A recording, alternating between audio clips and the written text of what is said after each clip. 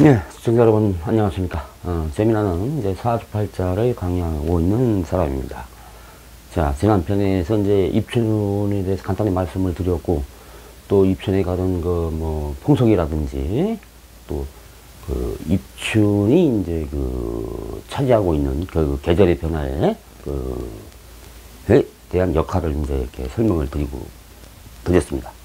자, 오늘은 그래서 계속해서 그 시간을 이어서 입춘에 대한 몇 가지, 특히 이제 오늘, 어제가 이제 입춘이고, 오늘은 이제, 대보름이라는 우리 고유의 명절이 이제, 지나고 있습니다. 참, 입춘이 됐으니까, 여러 가지 또 마음도 싱숭생숭해지는, 해지는 계절이 이제 서서히 다가오고 있죠. 그렇지만 아직은 이제, 바깥 기운이라든지 그 하늘의 기운이 좀 차고 있기 때문에 그런 것보다는 그래도 햇살은 이제 아직도 이제 봄의 햇살이 이렇게 비치고 있는 것 같습니다. 그 겨울의 차가운 햇살보다는 한낮에 이제 비치는 햇살은 아무래도 따뜻한 기운이 이렇게 아마 눈으로 시각적으로 그렇게 이제 알 수 있는 그런 계절이 왔습니다. 입춘에 대해서 이제 이렇게 말씀을 드렸고, 오늘은 입춘과 관련된 몇 가지 입춘하고 관련된 그런 어떤 풍속이라든지 관속이라든지 그런 거 상당히 많은데 몇 가지만 이렇게 이제 간단하게 이렇게 설명을 드리면서 또 하나의 절기를 말씀을 드리는 것을 이제 마무리하는 걸로 하고, 다음에는 이제 그 두 번째 계절인 절기인 우수, 우리가 많이 쓰죠. 옛날부터 어르신들한테 우수가 되면 대동강물이 풀린다. 대동강물이 이제 얼음이 녹는다라고 이제 이렇게 설명을 드릴 수가 있겠죠, 그죠? 그만큼 기운이 많이 따뜻해지고 있다라고 이제 말씀을 드릴 수가 있습니다. 여러분들 어떻습니까? 오늘 제가 녹음하는 날이 2월 5일인데 입춘의 어떤 그런 기운을 느낄 수가 있습니까? 아직은 아니죠. 하지만 낮에 좀 온도가 올라가면 그래도 무언가 추운 계절이 시작되는 한 가운데에서의 대란자 소환을 지나서 입춘이 되었으니까 아무래도 낮의 기운이 많이 올라가게 되면 한번 비가 오면은 이제 좀 다시 추워졌다가 올라가고, 또 한번 비가 오면은 이제 다시 또 이렇게 올라가고 하는 그런 이제 과정이 계속 반복되면서 어느덧 이제 경칩, 이제 춘분을 맞이하게 되고, 그러면 이제 본격적으로 이제 봄이 시작되는 겁니다. 그만큼 봄은 어떻게 보면 또 풍수하고도 관련이 있을까? 풍수. 또 이렇게 이야기를 하다 보면 또 이렇게 생각이 나는 경우가 있어요. 봄에는 바람이 많이 불죠. 여름보다. 여름에는 바람이 안 불고, 뜨거운 이제 복사열이라고 그러죠. 뜨거운 태양이 내릴 때가 덥기만 하지 바람 안 불지. 그러니까 에어컨을 튼다든지 선풍기를 튼다든지 둥그러운 밑에서 부채질을 한다든지 이런 경우가 많이 볼 수 있잖아요. 그죠? 봄에는 이제 바람하고도 상당히 영향이 있습니다. 기온이 따뜻해져가지고 땅 속에 있는 모든 동식물들이, 벌레죠, 소리지만, 이 벌레들이 이제 움직이면서, 동물이 움직일 때, 그리고 또 식물이 움직일 때 있잖아요. 그죠? 이 식물이나 동물이 움직일 때, 특히 벌레라고 했는데, 동물도 가능합니다. 같은 얘기죠. 같은 얘기지만은 이제 아주 미세한 온도나 기온에 민감한 부분들에, 인간도 하나의 동물이라고 한다면은 여기에 해당이 되겠지만은, 그래도 지금보다는 한겨울의 움직임보다는 봄의 입춘의 움직임이 더욱더 활발해진다. 누구나 느낄 수 있는 겁니다, 이건. 맞죠? 네. 봄에서 우리가 행사라든지 아니면 놀러를 간다든지 여행을 간다든지 하는, 그러고 또 밭에 나가서 이제 논을 간다든지 밭을 간다든지 하는 경우가 바로 입춘 이후로 한단 말이에요. 아직은 아니지만은 그래도 서서히 다가오고 있다는 얘기죠. 따뜻해지니까. 흙이 이제 얼었던 흙이 녹기 시작하면은 거기서 이제 또 벌레라든지 곤충들 이런 거, 그리고 식물들, 이제 햇살을 피기 위해서 땅속으로 올라오는 겁니다. 입춘이 지나면. 잠깐만 동물도 그만큼 활발해진다는 얘기죠. 땅속에 있는 벌레들이 움직이기 시작합니다. 입춘이 돼서는. 우리는 피부로 느낄 수가 없지만, 직접 눈으로 볼 수는 없지만, 이미 입춘이 작용을 하고 있다고 전에 말씀을 드렸잖아요. 그죠? 그러한 과정에 지금 우리가 이제 서 있는 겁니다. 이렇게 참조를 하셔가지고, 뭐, 특별하게 뭐, 이렇게, 다른 뭐, 일이 없다 그러면 한번 계절의 이 변화, 특히 바람. 바람이 있어야 되기, 특히 식물 같은 건, 물론 동물도 마찬가지입니다. 이 식물 같은 경우는 이 바람의 작용이 상당히 큽니다.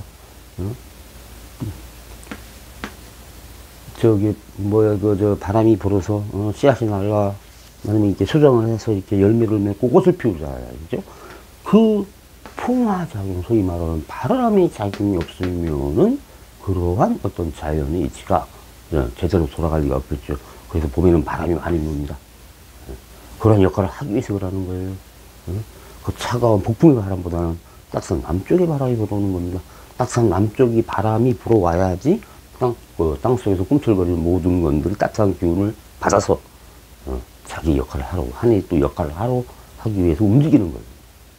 그래서 따뜻한 바람이 불면은 이제 본격적으로 이제 뭐 식물들이 수정을 한다든지, 이제 비근한 예로 뭐 동물도 마찬가지, 인간도 마찬가지잖아요, 그죠?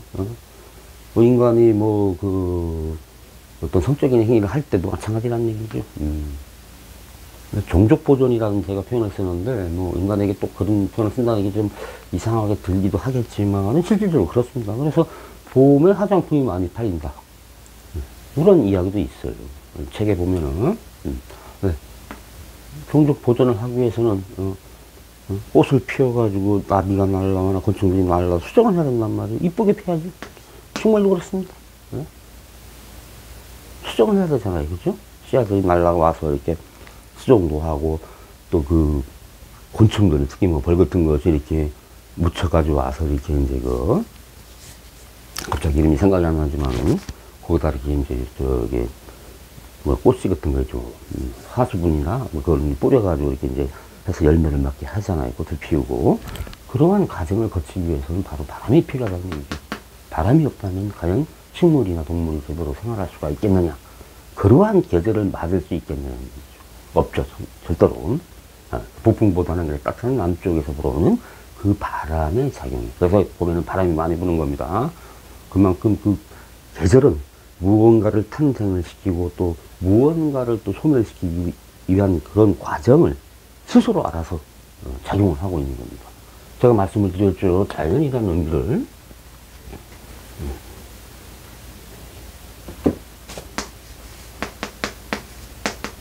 자연 스스로 그렇게 되도록 내버려 둔다고 그랬잖아요. 그죠?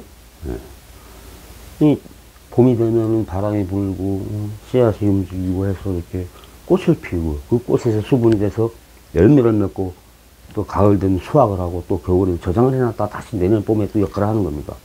그래서 스스로 그렇게 되도록 내버려 두려고 하는 것이 자연인데, 이것을 자꾸만 우리가 개입을 하게 되면 인간의 욕심에 의해서 개입을 하게 되면 이것이 파괴가 되면 그만큼 스스로 그렇게 하려고 하는 정화작용이 그만큼 약해진다는 거죠. 그래서 상당히 중요한, 좀 크게 얘기한다면 상당히 중요한 건데, 여기서는 그런 것보다는 일단은 봄에 대한 이야기를 이제 하고 있는 중이기 때문에 몇 가지만 이렇게 이제 가볍게 또 설명을 드리는 걸로 하겠습니다. 자, 입춘의 정입니다. 좀 깔려서 그런데, 입춘의 맑을 정자예요. 다시 써볼게요. 이렇게 쓰죠. 맑을 정자. 입춘에는 당연히 기운이 맑아야 됩니다. 하늘이 기운, 뭐 땅의 기운. 근데 요새는 뭐 항사 때문에 여러 가지 좀 어려운 점이 많죠, 그죠? 막지가 못한 계절이 많이 옵니다. 바람을 타가지고 또 우리 한국 쪽으로 와서 어떤 황사의 역할 하는 경우가 좀 상당히 좀 문제가 되죠. 예전에 우리 어릴 때는 이 황사라는 것이 없었을 것이고, 그런 거 못 느꼈는데, 황사. 요 사자가 이제 모래 사자잖아요. 그죠? 돌석자에다 적을 석자. 돌이 적다 해서, 다시 한번 써보겠습니다. 요거죠, 요거. 황사. 그러고 또 이것도 있어요. 같은 말입니다, 요거. 모래 사자인데, 하나는 돌이 붙었고, 하나는 상수변이 붙었어요. 삼수변. 똑같은 모래사인데 왜 그럴까요? 돌이 적다. 돌이 적은 것이 모여있는 것이 바로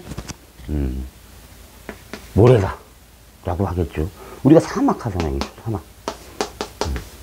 사막 하잖아요. 사막. 사막 할 때 이 사자도 옳습니다. 물이 없다 이거 물이. 끝없이 물이 없는 곳을 우리가 사막이라고 부르잖아요. 이제 저기 무슨 무슨 사막 이런 걸 그런 사막 이름이 있잖아요. 이 글자를 쓰는 겁니다.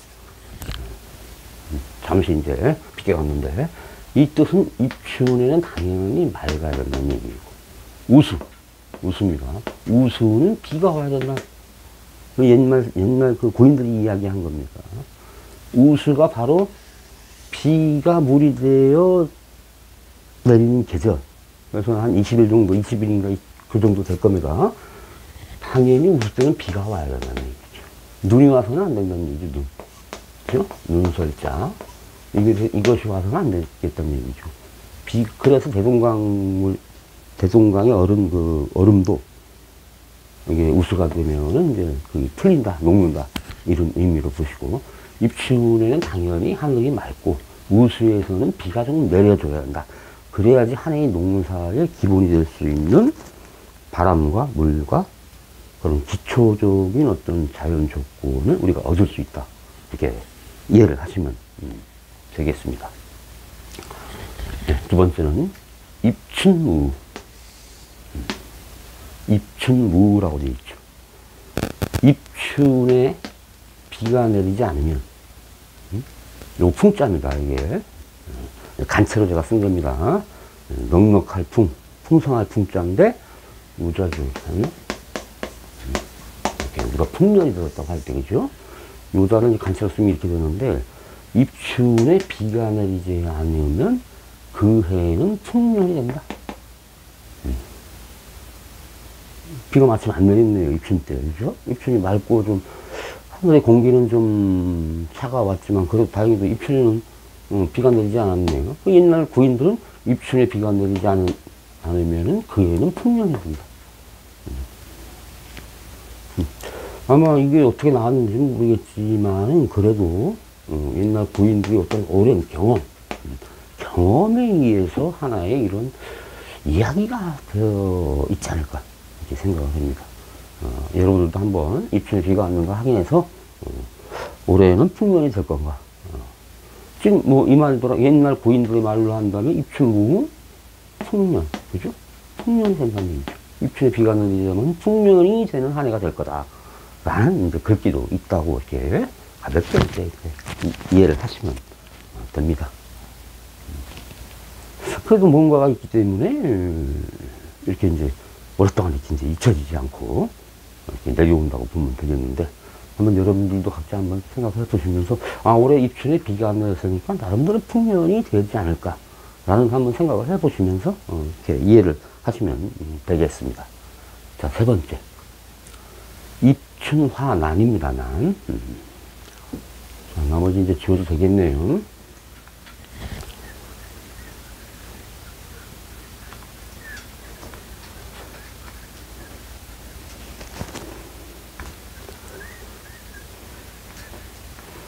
어때요? 이렇게 이야기를 하다 보면 좀 재미나고 그런 것이 있어야 되는데, 아마 너무 딱딱할 수도 있습니다. 그죠?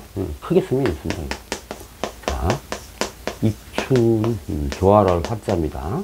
라고, 따뜻할 남자. 이렇게 하시면 되죠. 입춘이 참 따뜻하고 참 조화를 잘 이루게 되면,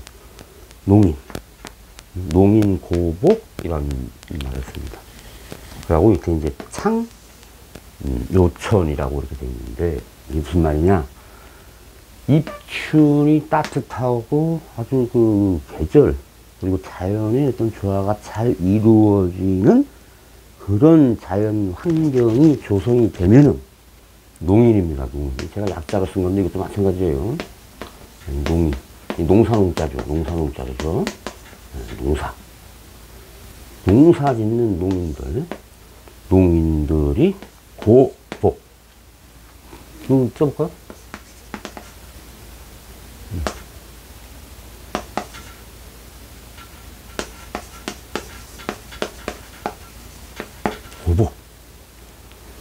입춘이 따뜻하고 아주 온난하고 하면은 농사 짓는 사람들이 고복. 북고자예요, 북고자. 네. 북고자입니다. 북을, 북고자에다가 배복자. 배를 두드린다는 뜻이죠, 배를. 농사꾼들이 배를 두드린다. 이런 의미예요. 이해가 되셨는지 모르겠네요.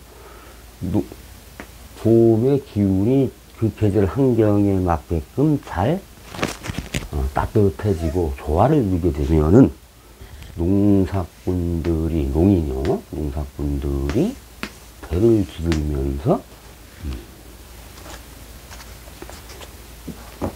여기 밑에 세 글자가 더 있죠.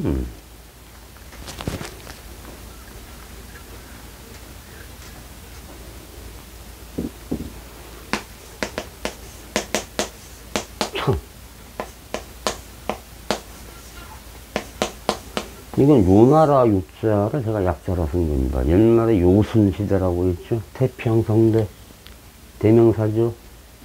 요임금과 순임금의 시대는 최고의 어떤 그런 백성들이 가장 편안하게 살았다. 라는 거라서 우리가 요순시대 이렇게 말씀을 하잖아요. 그죠?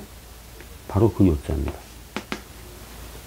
뭐 요순시대의 그 요나라 임금하고 순임금하고의 그런 어떤 그 이야기도 굉장히 많아요. 사실은 우리 술에 대한 이야기도 있고 뭐 기타 왜 이렇게 태평 세월이 지냈는가 그 과정, 인재를 뽑을 때 어떻게 뽑았는가.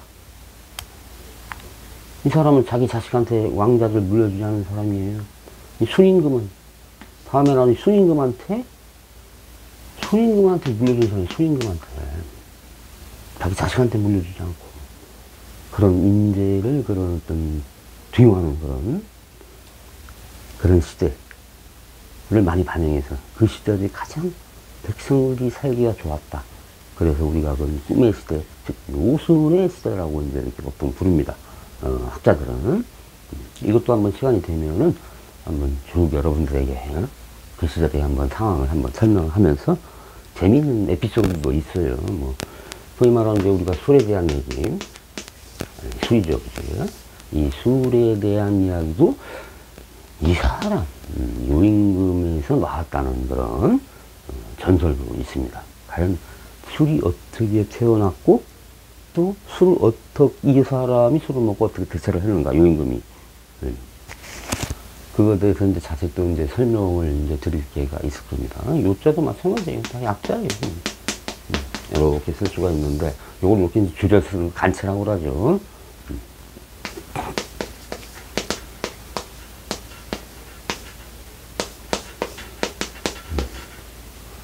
대만 사람들은 이제 간체보다는 번째. 우리 지금 우리가 쓰고 있는 한문화가 똑같아요. 이제 번체라고 하고, 이제 중국 사람들, 지금 본토에서 쓰는 사람들, 쓰는 글자는, 간체. 말 그대로 이제 뭐, 간단하게 줄여서 만들었다 이거죠. 자기 들었던 그런 세상에 맞게끔.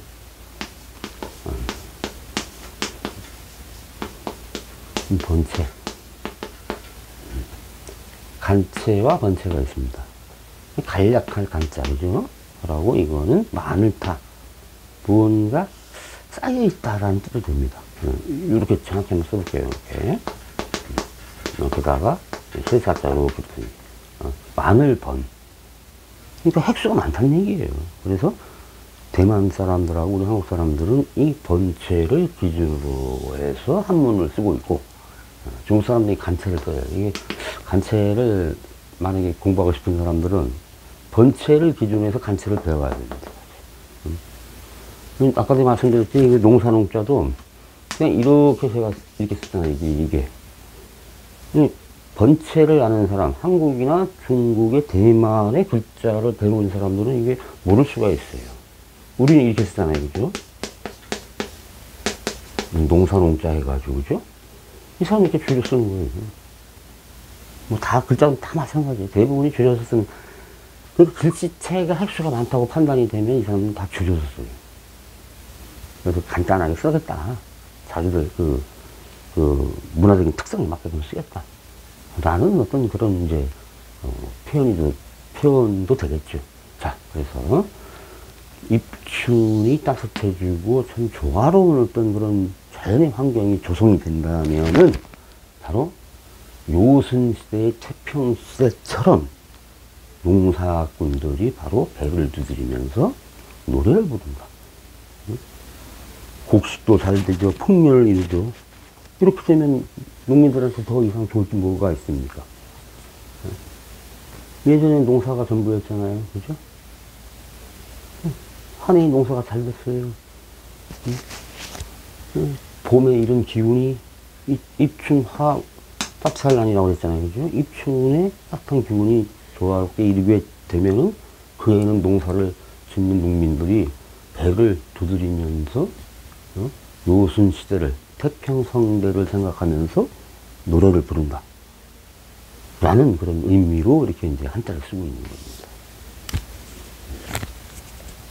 이 시기가 그래서 그만큼 중요하다는 얘기죠. 시발점 아닙니까? 모든 한 해에.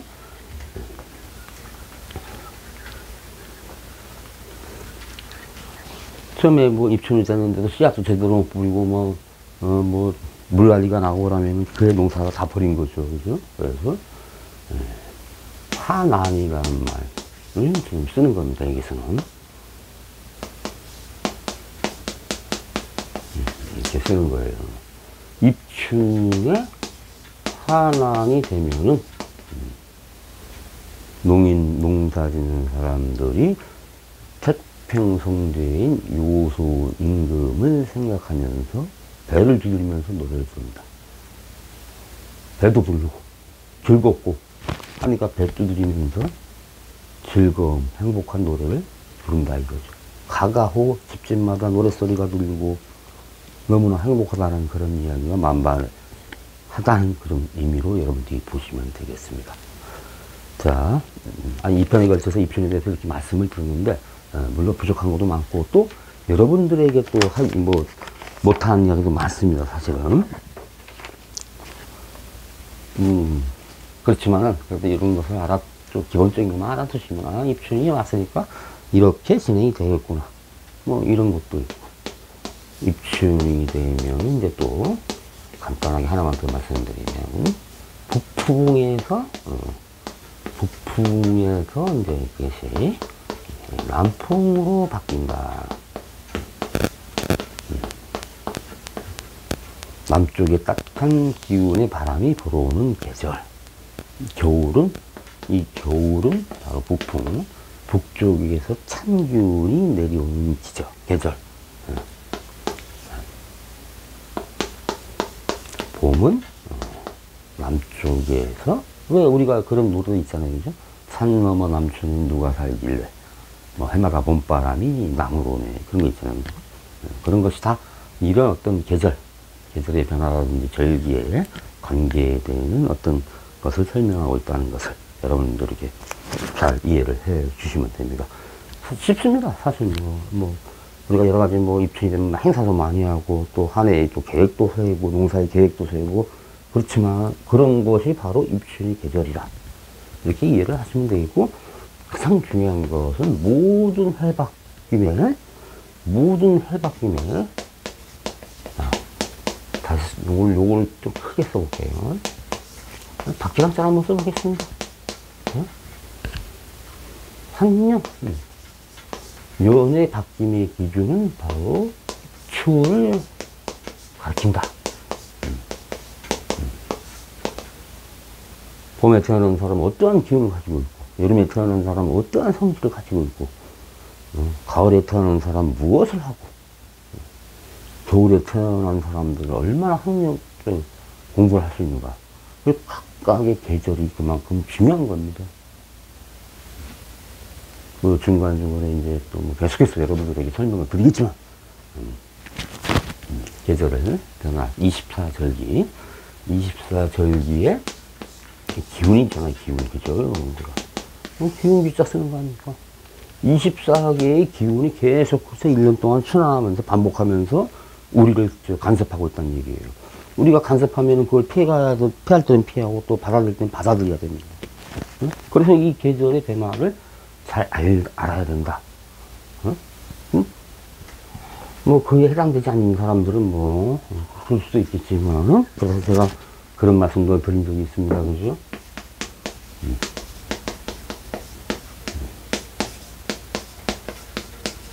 그죠? 마디절자, 부지, 알지 못하다. 여기 이제 계절이란 말이에요. 계절. 그죠? 앞에다 그죠? 계절 부지. 계절을 알지 못한다를 갖다 우리가 이 절자가 이제 세월이 흐르면서 철부지가 되는 겁니다. 말씀드렸죠. 그래서 우리가 뭐 조금 나이에 아니면 그 환경에 걸맞지 않은 행동을 하는 사람을 철부지라고 그러잖아요. 아유, 저는 철이 없어. 철부지요. 요런 데서 이렇게 내려왔다는 가설도 있다. 이렇게 이해를 하시면 되겠습니다. 자, 여러분들. 입춘에 대해서 이제 이렇게 설명을 드리고, 또, 다음에는 이제 우수편이 되겠지만은, 중간중간에 또 제가 이제 놓친 거, 입춘에 대해서 혹시 놓친 부분이 있다 하면은 또 같이 곁들여서 여러분들에게 설명을 드리면서, 또 입춘에 태어난 각각의 사주의 특성은 어떤가? 가장 중요한 건 사주죠.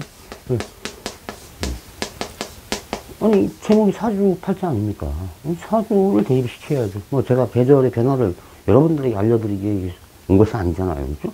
이런 내용 같은 경우는 인터넷 뒤져보면 다 나와요.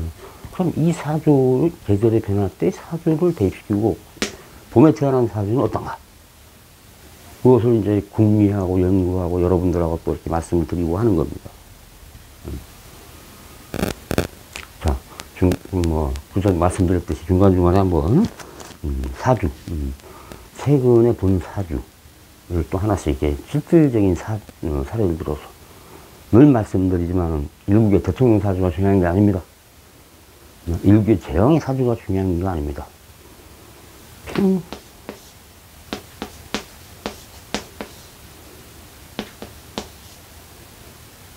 평민이다, 평민. 백성들의 사주. 이 백성들의 사주야말로 우리가 몸소 느끼고 몸소 이해할 수 있는 그런 겁니다. 제가 대통령 사주를 알아서 뭐 할 건데? 의미 없어요. 우리네 그 평범한 사람들의 사주가 가장 중요하고 또 그 시대를 이끌어가는 사주로 구성되어 있다는 그런 이야기를 꼭 말씀드리고 싶네요. 대통령 사주, 재앙 사주, 유명한 뭐 사업가 사주, 물론 다 분석해드릴 수 있겠지만 그것보다는 평범하게 살아가는 우리 소시민들, 우리 백성들의 사주가 가장 중요하다는 것을 시간이 지날수록 더 깨닫고 있다는 상황입니다. 네, 여러분들 장시간 이렇게 잘 이해해 주셔서 고맙고 다시 반복해서 들으시면은 구차한 군더더기 같은 말도 있겠지만 그래도 하나하나 건질 수 있는 그런 어떤 이야기가 됐으면 하는 바람으로 마무리를 하도록 하겠습니다. 네, 오랫동안 시청해 주셔서 고맙고 또 다음 편에는 우수편에서 뵙도록 하고 또 우수편에 이어 실제 사주를 또 적용하는 그런 과정을 이런 계절의 변화를 통해서